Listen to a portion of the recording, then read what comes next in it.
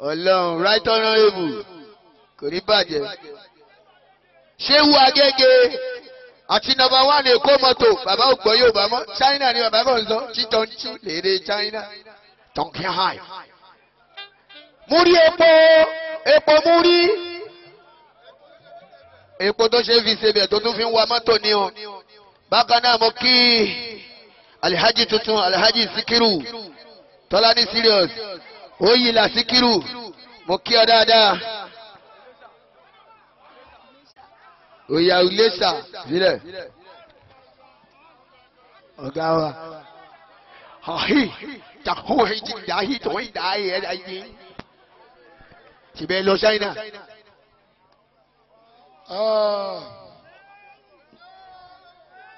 Agége wà adúpẹ́ lọ́wọ́ Ọlọ́run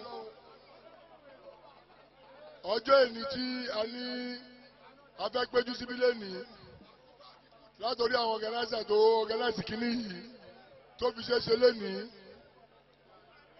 adúpẹ́ lọ́wọ́ yín ẹnìkan lè ti sọ̀rọ̀ lẹ́ẹ̀kan ó lọ́dọọdún la máa ṣe nǹkan yìí ó ti débẹ̀ nìyẹn o lórúkọ nọ́mbà 1 wa lágége akí nọ́mbà 1 wa akí lọ́pọ̀lọpọ̀ gan fún oríyìn àti àgbéga tó fún Agége wa lápapọ̀ torí Agége gùn gan ó gùn gan ẹ má fojú kéré Agége wa o a bá rí i pé èyí la fẹ́ mọ̀ bóyá òótọ́ lẹ mọ rírì spíkà wa Honorable Mudasiru Ajayi Ọbaṣá nọ́mbà 1 ní alẹ́ yìí bí a ṣe ń ṣe àjọyọ̀ lẹ́nìí tínú wa ń dùn yìí mo fẹ́ kó jẹ́ pé eré náà la máa ṣe títí gbogbo wa máa fi kúrò ń bí báyìí eré náà ń bọ́ máa yọ ṣe o ìwọ tínú bá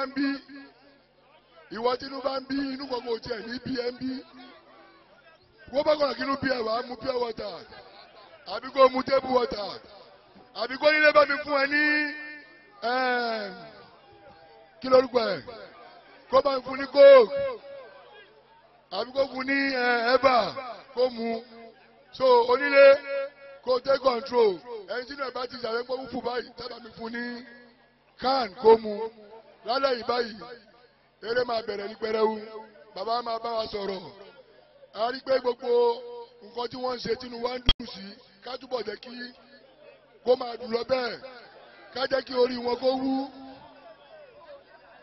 ká jẹ́ kí orí wọn wú kí wọ́n tún lè ṣe ju bí wọ́n ṣe ń ṣe fún wa lọ Ọlọ́run ní fikú pa wọ́n fún wa o Ọlọ́run ní bàárẹ̀ ṣe wọ́n fún wa o ibi tí wọ́n sì ń lọ wọn ò tí ì débẹ̀ o Agége a sì ń lọ ní sí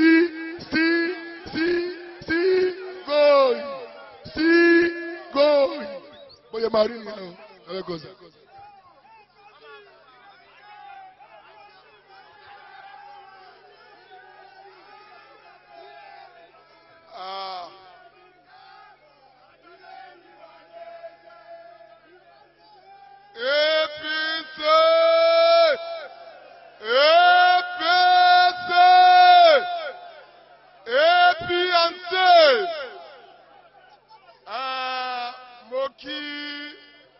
The right honourable, the speaking speaker, the power of the moment, the man of the moment.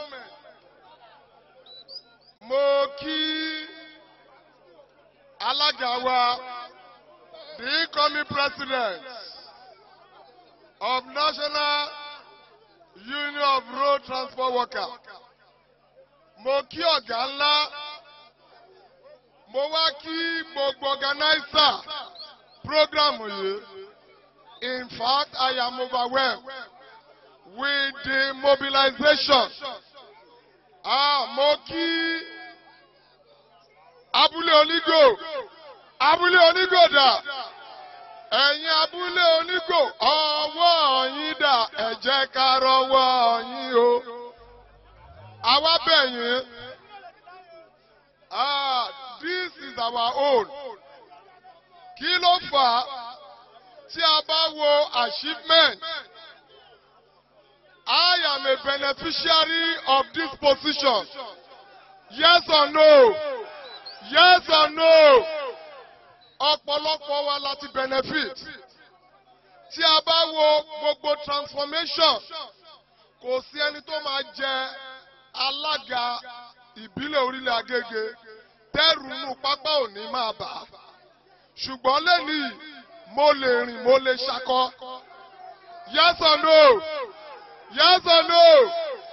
Mo lè rìn nítorí pé kí ni gbogbo títì ọ̀pọ̀lọpọ̀ láti tà. Kọ́ọ̀tù síta ni kọ́ọ̀tù sì pa ní speaker. Kọ́ọ̀tù sì pa ní speaker. Tí a bá wò ó, ọ̀pọ̀lọpọ̀ wa ẹ jẹ́ ká gba PVC wà dọ́wọ́. Tí a bá fẹ́ kí ó tún wà ń bẹ̀, ẹ gba PVC yẹn, ẹ jáde ká ẹ dìbò. Ọlọ́run á wà pẹ̀lú yín o. At this junction, I will now hand over the mic to our own. To our own. To our own. To our own. To our own. To our own. To our own. The Right Honorable Mudashiru Ajayi Obasa.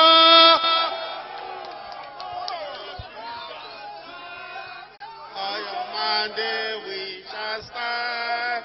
On your mandate, Bola. On your mandate, Bola. On your mandate we shall stand. On your mandate we shall stand. On your mandate we shall stand.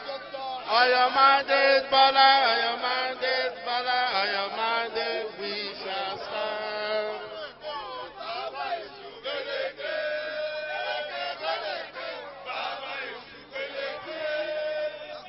Àkàdá ògbó náà ìgbàdo ta, àkùkọ òfò orí balẹ̀ fẹ́nìkan.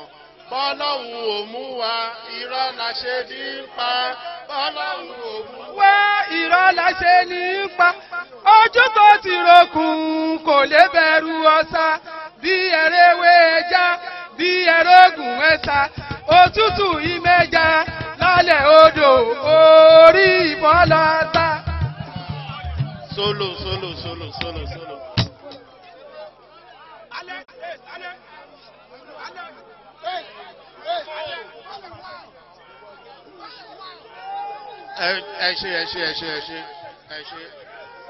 Ẹ ṣe. Lákọ̀ọ́kọ́, mo kí alága ìpínlẹ̀ orílẹ̀ Agége, Honorable Johnson Babatunde. Mo dẹ̀ kí gbogbo àwọn vice chairman tó wà níbí àti councillors àti supervisors, mo kí gbogbo yín. Mo wá kí ẹ̀gbọ́n wa Tajudeen Àgbẹ̀dẹ.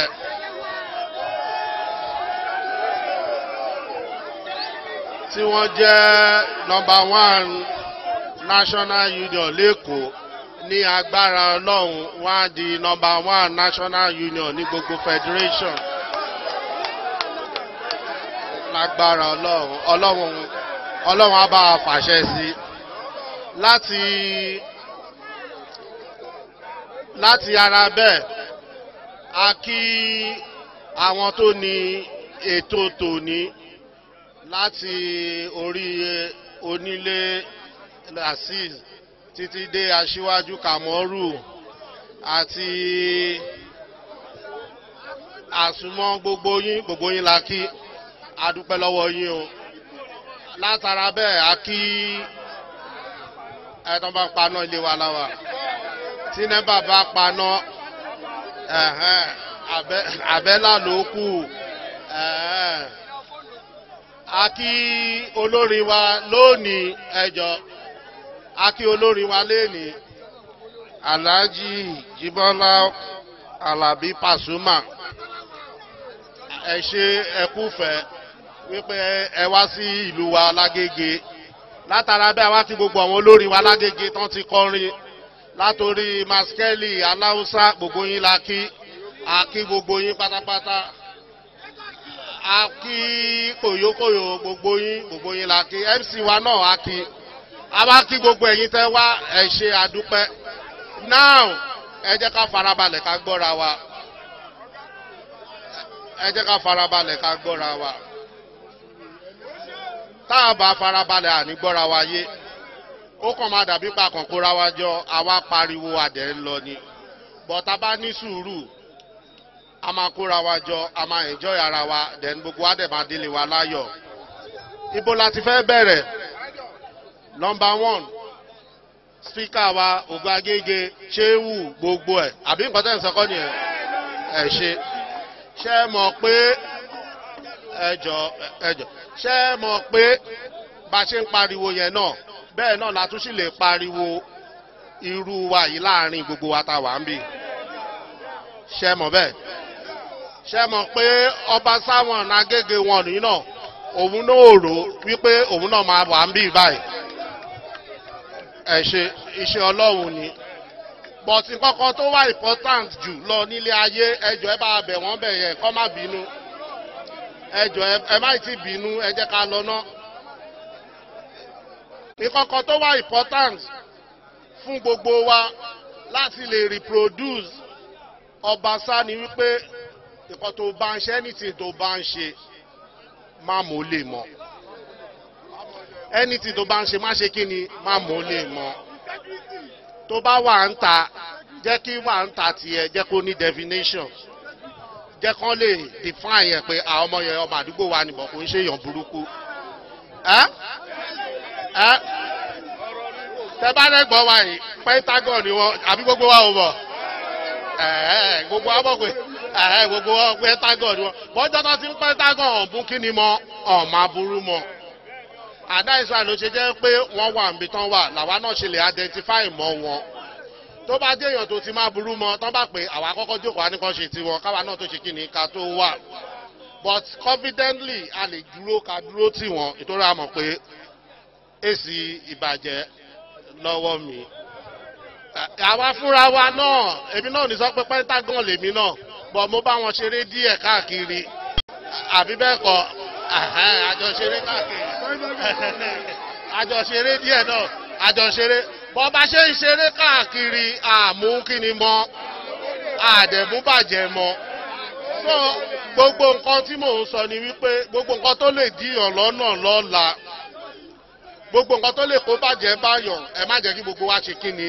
ẹ má jẹ́ ká ṣe mo dẹ̀ dúpẹ́ lọ́wọ́ gbogbo ẹ̀yin tẹ́jọ́ máa Agége ojú òní tì yín tábà lọ sọ́run yẹn wá náà pẹ́ nìkan léde tábà lọ síbẹ̀ yẹn wá náà pẹ́ nìkan lọ́la wọn lọ́ fìbọn bọ̀ ní Agége wa àwa ò para wa Ọlọ́run dẹ̀ ní jẹ́ ká para wa ẹ tó bá jọ máa Agége ṣe gbòòsà mẹ́ta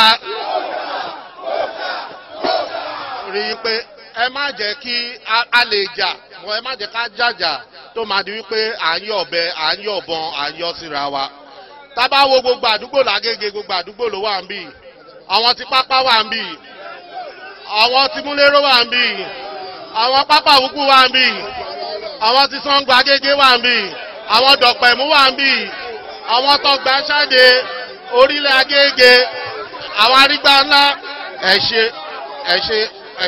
ṣe náà nǹkan tá à ń sọ ní pé ẹ jẹ́ kí gbogbo wa ká jọ sowọ́pọ̀ ẹ jẹ́ kí á mú ìjà ẹ jẹ́ ká yọjà kúrò láàrin wa tíjà bá dé ẹ jẹ́ ká jàjà ta lè fi bára wa ṣọ̀rẹ́ lọ́la ká dẹ̀ má ṣe kí ni màá sọ ìtàn kékeré kan fún yín ọmọ kan wà tó ń bá mi ṣiṣẹ́ ṣẹmọ̀ àwọn tó wà nísàlẹ̀ lọ́wọ́ máa ń rà wá ta wà bíbẹ̀ ni pé àjẹ́ nǹkan kan ṣùgbọ́n àwa dúpẹ́ kọ́lọ́run sọ wá di mo wá ní kó wá gba nǹkan tó fẹ́ bá mi ṣe ó lóun ò dá Agége rí òun ò mọ Agége iṣẹ́ mọ àwọn bọ̀tá oríṣiríṣi ló wà wọ́n á ní wẹ̀ tó bá lè wà á máa wà gbà ẹ̀ tó bá dẹ̀ débi iṣẹ́ wà á máa dáhùn fúnra rẹ̀ ó wà àdéhùn náà nígbà tó wá dé ó náà gà mí ó ní Ságége lélẹ̀ mo ní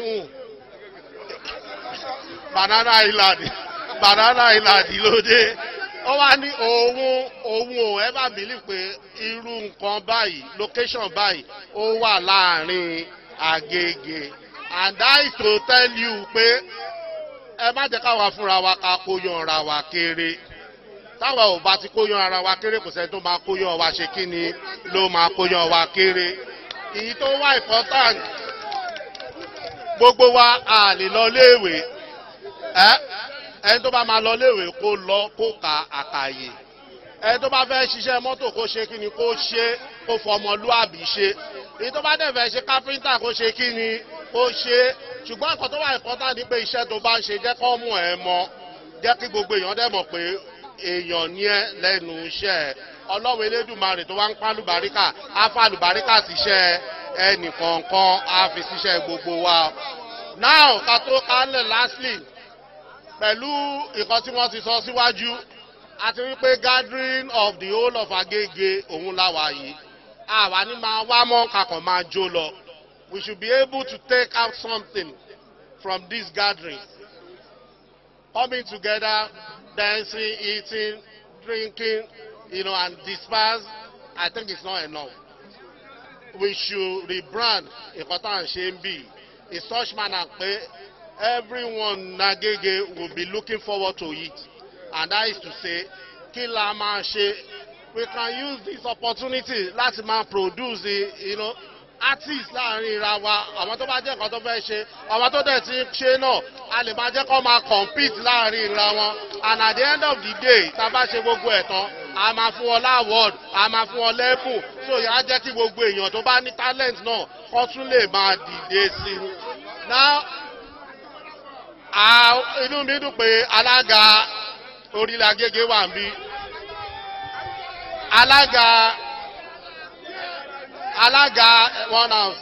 Agége àápè yẹn náà àjókòó so àwa ẹ̀gbọ́n wa yìí náà gbogbo àjọ jókòó àwa jọ bẹ̀rẹ̀ láti ní ìta ti fòǹtẹ̀lú pé inshallah as from next year a ṣe improvement sórí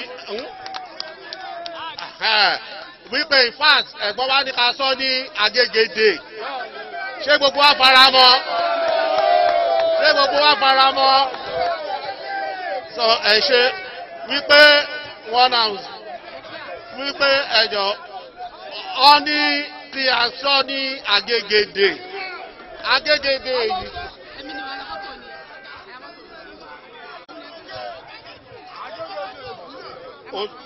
Agége Day a fi ṣe Agége Day àwọn tí one house àwọn tó jẹ́ atọ́kùn ẹ̀ wọ́n á sì máa tọ́kùn kan wọn ṣùgbọ́n àwa fúnra wa one house àwa fúnra wa àwa kọ́lọ̀ mọ́ irú ìtí gbogbo ẹ̀ dá kì í à ń ṣàtúnṣe irú kan bí tó bá yẹ kó wà side effect tó bá yẹ kó wà gbogbo ẹ̀ náà la máa introduce sí so màá rọ̀ yìí pé bá ṣe péjọ yìí náà lẹ́yìn eléyìí náà àtúnjọ péjọ ànífẹ́ nìkankan ṣàwátì láàrin ra wa lágbára ọlọ́run elédùmarè abùkọ́ ẹnìkọ̀ọ̀kan àdáwọ́lé gbogbo wa ló dẹ̀ máa yọrí sí rere so mo wá rọ̀ wá lẹ́ẹ̀kan sí bí gbogbo wa ṣe wọlé nírọ̀rùn bá ṣe lọ dúró papọ̀ yìí tá a bá ń lọ náà ẹ jẹ́ kí gbogbo wa náà ká rọra máa lọ nírọ̀rùn ẹ má jẹ́ kí gbọ́n mi sí omi ò tó ẹ má jẹ́ kí o wáyé so lẹ́ẹ̀kan sí àdúpẹ́ lọ́wọ́ yín ọlọ́run á nífẹ̀ẹ́ yín náà àṣọ ọ̀pọ̀lọpọ̀ ọdún o bọ̀kí tó kálẹ̀ gbogbo wa ṣe mọ̀ pé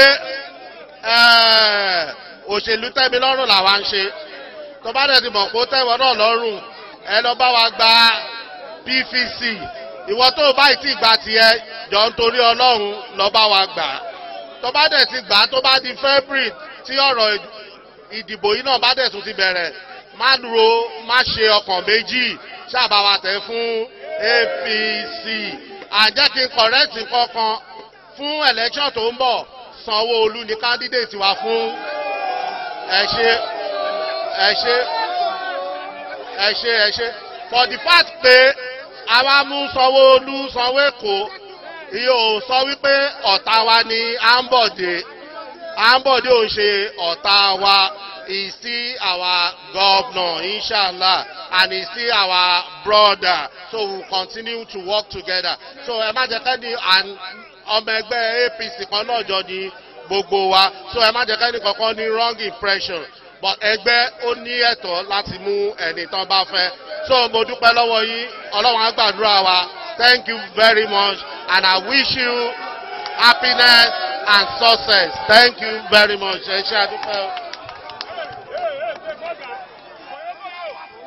Ẹ ṣé gan-an. Right Honourable Obasani, sir.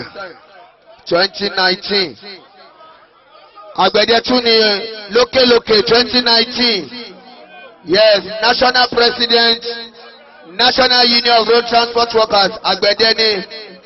Right Honourable. Speaker again, Ọlọ́run. Once again.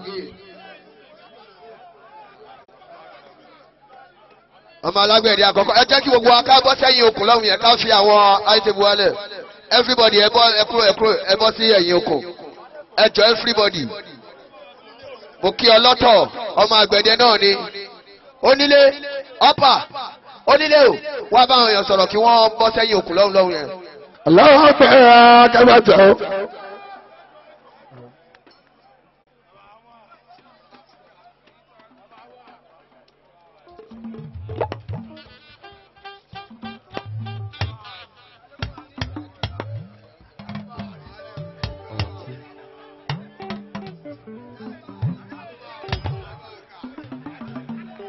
Ta ló bá rí tọ́kì o?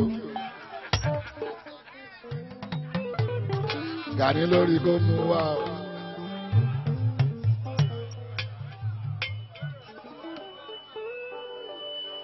Ọlọ́pàá kí rí agábà jẹ gáàsù. Ìmọ́lẹ̀ fújì ìbàbàbà. Alábò ẹ̀sẹ̀ o.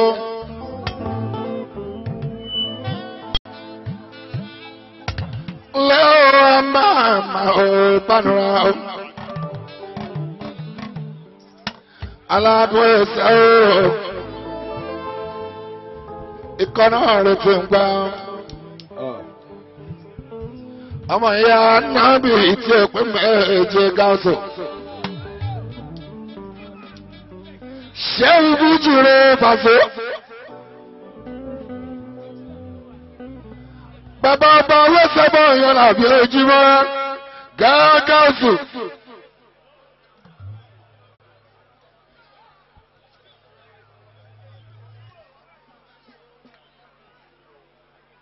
Alábí ẹ̀sẹ̀ òfurufú àìtọ́jọ́jọ́.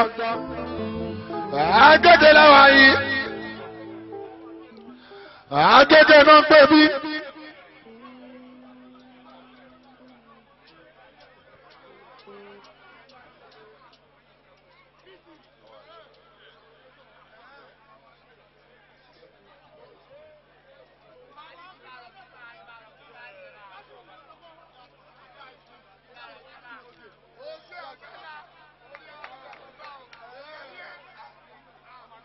Ọmọ ìyá náà bí òpópó àìtẹkùnlé o.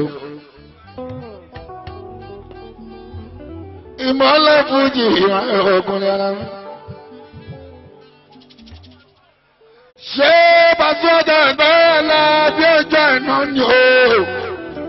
Pàṣẹ làṣẹ́kà, pàṣẹ àríyá.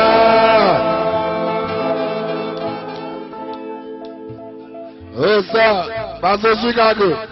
Lórí òkè òṣèré. Báyọ̀ sí ètèmí òpè lẹ́dùgbò ibi tàbádé. Ìyẹn ní ọjọ́ ènìyàn ọ̀fẹ́ ní fọ́lá.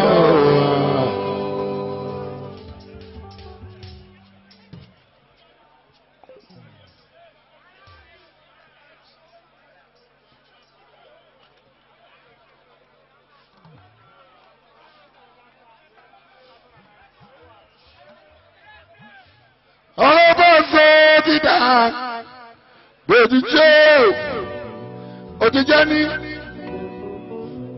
ṣeṣe sọ́mú. Alọ́ọ̀lẹ́ bí ti dà gbèdújẹ́ òjíjẹ́ ní o ṣeṣe sọ́mú. Ojoojúmọ́ ni mo ké fàǹsì àwọn tó fẹ́mi gbọ̀ngàn ha. Ojoojúmọ́ mo ké fàǹsì ògùn.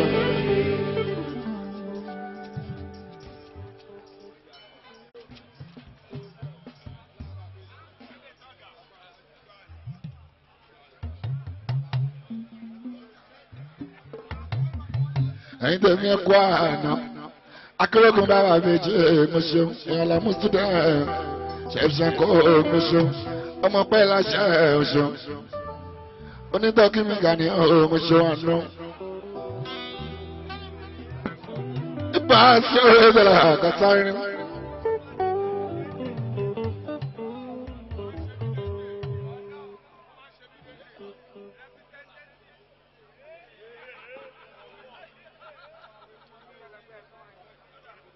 bọ́lá ìmọ̀sọ̀ gbọ́ǹde wọ́n rí ẹ̀dá kankan tí sọ pé wọ́n ti dé.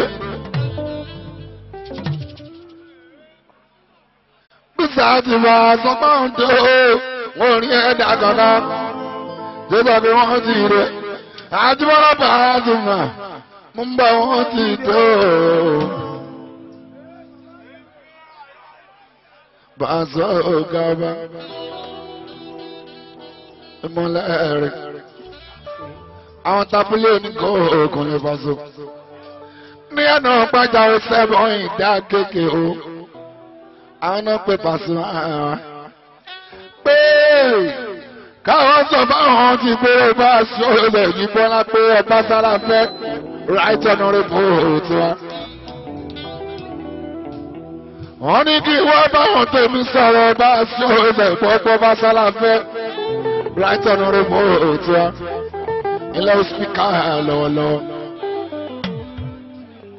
lẹ́yìn tó bá ṣe spíkà tán ṣì máa ṣe sínétọ̀ ọ̀kùnrin alámi lẹ́yìn tó bá ṣe sínétọ̀ tán ṣì máa jẹ́ gọ́fúnà Èkó bọ́lá ń bá ní orí bẹ́ẹ̀ bá ṣe ọ̀rẹ́sẹ̀ yìí bọ́lá ní pírẹ́sìdẹ̀ntì Èkó lè bá so ṣé tó kù akẹ́kẹ̀ẹ́ bá jẹ́ pírẹ́sìdẹ̀ntì ṣe kó o dání alábi ọ̀rẹ́sẹ̀ àkàtà iná.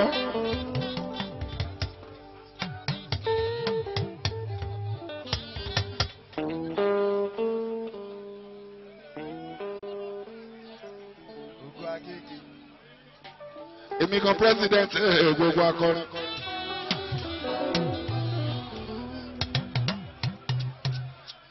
èmi kan president gbogbo akọrin. Buhari gbogbo onífújì òkun lára mi. ṣé tí Buhari bá lọ́wọ́ sábà ìtẹ́lù mi bá tún dé gbọ́ àtúmọ̀ àjórúkọ ẹ̀kùnrin. nínú oṣù pẹ́ra mi ní Buhari onífújì mo jẹ́ sọ pé president nìkúnlẹ̀. ẹni president wo sẹ́wọ̀n ìtòyó tó bá dé èmi náà ni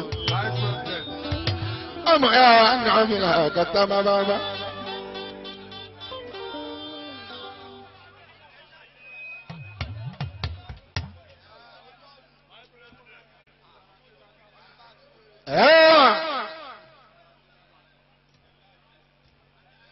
Àjíbọ́lá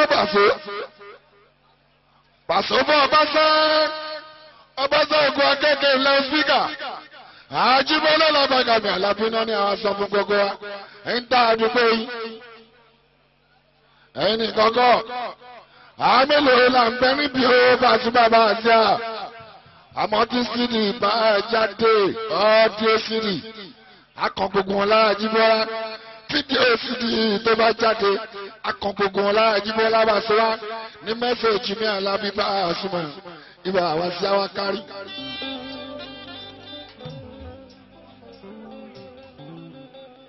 Pàṣẹ fún Ọbáṣá bọ̀ bá a súnmọ́. òótọ́ sọ fún mi rèé tó gbé ń débi Jíbọ́lá lónìí orúkọ Ọbáṣá ni wọ́n dá ló jẹ́ ń débi lè ní Ekúnlé Làbàgàmì Àlàbí ló jẹ́ rí mi torí Ọbáṣá kan spíkà wa ìgbà tó ṣe 58 àwọn pẹ̀lú gbogbo ọ̀nà rẹ̀ bí ìsúnwọ̀n Kúnlé bá a súnmọ́ Àlàbí náà ọ̀nà péjú pésẹ̀ lọ́jọ́ tí í ṣe 50 mi ò Kúnlé bá a súnmọ́ right honourable speaker Lagos State House of Assembly pẹ̀lú gbogbo ọ̀nà rẹ̀ bí Àlàbí bá a súnmọ́ ìwà àwọn sínú péjú ẹni tó bá ṣe bẹ́ẹ̀ èèyàn tó pọ́n mi lé lọ́jọ́ bí mi Kúnlé Làbàgàmì Àlàbí kí ló yẹ ká ṣe fún. káàtà kan lè padà rọ́ṣẹ́ ẹ̀ fún wọn ní. ló jẹ́rìí mi ò Kúnlé Làbàgà Àlàbí bábábá. ẹ̀ka Number one leko of national progress. Ọ̀gá apẹ̀dẹ Tajudeen. Di kudi ba kubalẹ̀ baba Sule mọ̀nà. Baba Taoridi mi baba Tajuda baba Falilatu. Bàgbẹ̀dẹ bá sọ̀rọ̀ ẹ̀ sálà bí ó bá súnmọ́ bá wá sí dandan ni. Bí mọ́tò kó bá sọ̀nà ọ̀la bí ó láàbàkà ìbá wá sí àríbẹ̀. Ọlọ́ba bá táàkà ìran alábí láàbàkà ìbá wá. Látàrí 29 mọ́tò.